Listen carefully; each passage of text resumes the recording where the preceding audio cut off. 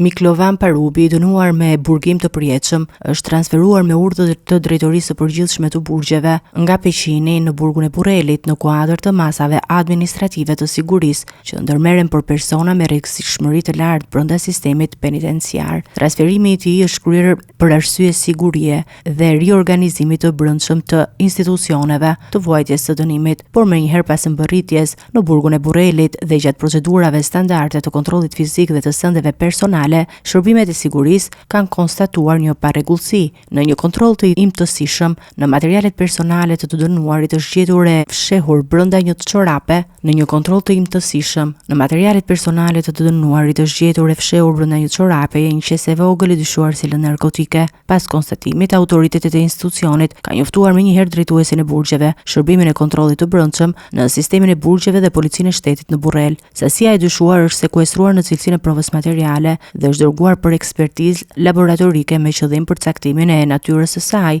Ndërkohë, ndaj rastit kanë nisur procedurat e verifikimit administrativ dhe penal sipas legjislacionit në fuqi. Drejtoria e Përgjithshme e Burgjeve bën me dije se ngjarja po ndiqet në mënyrë të plotë nga strukturat përkatëse dhe se do të merren masa në varësi të rezultateve të hetimit edhe ekspertizës.